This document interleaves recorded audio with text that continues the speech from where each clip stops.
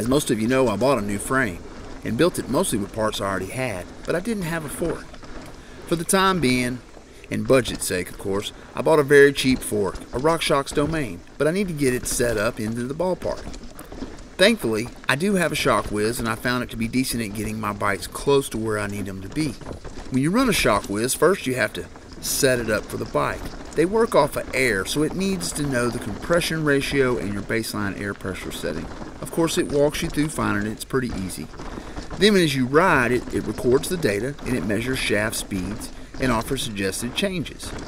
It's not perfect, but it does get it close, and I know how to deal with it from that point.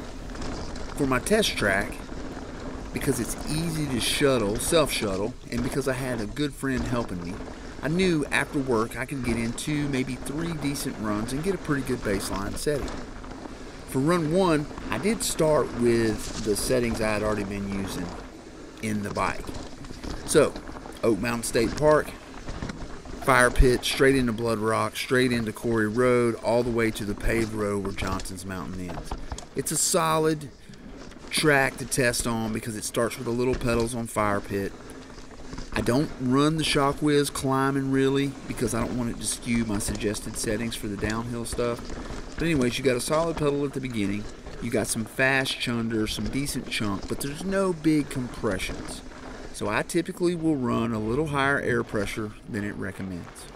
Now we can see what the Shockwiz says. So the score is not good at all, but it's not super confident in how much data it has, but I do know this track's long enough to make positive changes. When it comes to suggested changes, I'm mostly concerned about air pressure and my ramp, the volume spacers inside the fork. So I did lower, it's suggesting 5%, take 1 air spacer out, and then slow rebound down 1 to 2 clicks, which I did 2 clicks, and we'll see what happens. Run number 2. On to run 2. Now I feel like I'm good and warmed up. I felt like I rode pretty good on run 1, but I expected run 2 to be a little better. And I'm really trying to hyper focus in on the changes that I made. Straight away I could tell the lower air pressure, the less volume spacer, and the slower rebound really made a difference. The bike's feeling good, and I'm trying to pay attention to what everything else is doing as far as the balance of the bike, how's the shock. I felt like the shock was really good from the get-go. It's not a low-end shock that came with this frame. But I'm trying to pay attention to the balance and make sure the thing feels even. And also I can check my O-rings and see if I'm using proportionally the same amount of travel front and rear. Now onto the Shockwiz. Let's see what it says. So I straight away have a much higher Shockwiz score, and for some reason it has much more confidence in the amount of data we got for this run. For suggestions, it's still telling me to take a little bit of air pressure out, 5 to 10%, but my volume spacers and my rebound look really good. I'm not overly concerned with low speed compression at this point, but I did turn up, give it 1 more click. Run number 3. 3. Yeah, 3.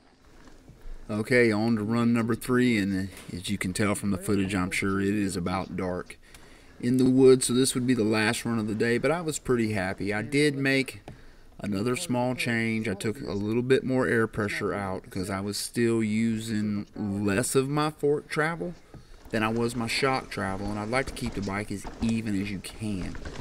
If you use proportionally more of one than the other, then the geometry of the bike breaks down. I do prefer, if I have to use more travel on one end than the other, I'd rather it be more on the rear, making the bike geometry go slacker, versus using more fork than shock, making the bike go steeper. Slacker just turns a little slower, bottom bracket's a little lower than it should be, but it's a little bit safer as far as going over the bars. If you use a lot more of the fork travel than the shock travel proportionally, then you got a really steep bike. It'll turn super fast in flat corners, but if it's anything rowdy or rough, you're losing stability and you have a much higher risk of going over the bars. So for this run, I'm just paying attention to the bike. I probably won't be able to go as fast. I know this in my mind as I did the run before because visibility is limited. But where I could open it up, I opened it up. And at the end of the day, super happy with the bike. So far it's really good. I do hate to say that I've already got another fork and shock coming. Hopefully will be here soon. It's not a off the shelf, out of a box shock. It's a little something else, and maybe I'll make a video about it, maybe I won't. But it should be pretty cool, and I'm pretty excited about it. But all that aside, for around $400 fork, if you don't know, RockShox Domain is a cheap fork. I got one on sale. It was just a little over $400. In fork world, that's pretty cheap. It is based off a Zeb chassis, so it's a 38 mil stanchion fork.